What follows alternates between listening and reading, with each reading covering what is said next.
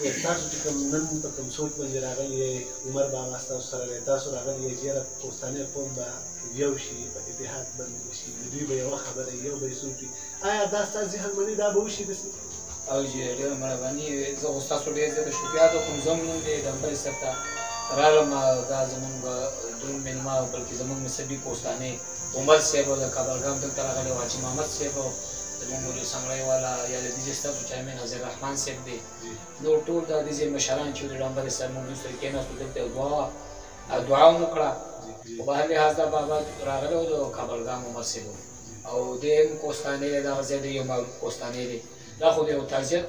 موقع وه دلته چې دوی دعا ته راغلي خو بیا دغه دعا نه وروسته چې موږ ستاسو د ډېرې ته رالو دلته کېناستو د ملګري ټول یو ځای راجمع شو او په دې منډه زیات خوشحاله شو چې زموږ دغه پښتاني قوم چې دی د دوی ډېر یو ښه سوچونه دي چې دا یو ځای شي او موږ په یو ځای کېنو او یو ځای په اتحاد او په اتفاق زموږ خبرې چې هغه څه قسمه د شپسند دی یا څه قسمه تخریبکارۍ د هر څه نه براتب صرف او صرف د خپل قوم د خپل اتحاد د خپل کوستاني قوم چې موږ یو قوم یو په شانګله کې په ګوټ ګوټ کې به هر ځای کې شي او موږ به په یو پلیټفارم راجمع کېږو او موږ به ځان چې نو د خپل ملک او د قانون مطابق په ښه باقاعده د خپلو ادارو د دغه د لاندې به خپل ژوند تېرو د خپل ملک هغه قانون به منو داسې د خپل هر یو کوم محکمې چې دي د هغو به قدر او عزت کوو د هغو سره به شانه به شانه ولاړو کار به کوو او په خپلو علاقه کې چې خپل زمونږ کوم قومونه دي کمې کړي دي کوستاني قوم چې دی که هغې سره زمونږ په وطن کې نور خلک هم پاتې کېږي خو په هر حال دا خو نسبونه دي د آدم علیه السلام ځان نه چې دی د هغه دور نه چې دی نو دا دغه دی چېرې د هغه په دغه کې د نسب په ضد دغه باندې ټول قومونه تقسیم دي داسې پکې زمونږ کوستاني قوم دی او کوستاني دا یو منلی قوم دی معلوم قوم دی هر یو قوم په خپل ځای باندې عزتمند دی موږ لپاره دروند او برکتي دی خو چونکې موږ دا خو یو وینه یو کوستاني په کار دی چې موږ یو ځای خپل کوستاني وینو موږ ډېر خوشحاله یو دا هم ډېر د خوشحالۍ موقع وه چې زموږ کوستاني ټول دلته راغلي دي دلته ناست دي او دوی د کاته زموږ هم شو خبرې وشوې نو ډېر به خوشحاله یم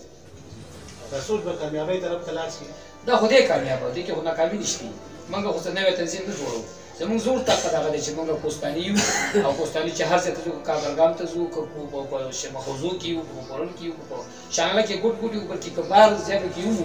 نو موږ کوستاني چې هر وخت یو ځای شو زموږ دغه یو سوچ دی چې زموږ د لاسه قومونو ته خیر ورسېدی موږ د خپل صلاحیتونه د قوم د خدمت لپاره چې دی نو صرف کړی او زموږ په ملک کې امن وي خوشحالي وي او هر قسمه قومونه چې دي د هغو ټولو سره موږ شاته ولاړ یو مضبوط یو چې خپل قومونه چې دي هغه مخې ته بوځو خصوصي کوستاني هم خو د کوستاني هر کله چاته مسلمان ورور دی زموږ هغه هر څوک دی په هر نسب کې چې دی خو موږ چې د دوی سره موږ شانه به شانه ولاړ یو په موږ په کوستاني کې چې کوم داسې نوجوانان دي چې هغو کې څه صلاحیتونه شته چې هغه د خدمت جذبه پکې شته هغه منډه وهلی شي چې هغه د قومونو سره ودرېږي او زموږ د ملک او د قوم علاقې مخې ته وړاندې بوځي نو دا خو زه ورته ووایم چېرې دا یو نوی تنظیم او نوی پروګرام نه دی بلکې زموږ زوړ کوستاني یو خپل کوستاني راجمع شوي یو او هر ځای کې به انشاءالله نور مزید به موږ هم جمع کېږو هر ځای کې زموږ کوستاني دی هغه به زموږ یو کمیټي جوړو او هغه کمیټي چې راپای به زموږ چې کوم کسان دي هغه به زموږ خپل مشران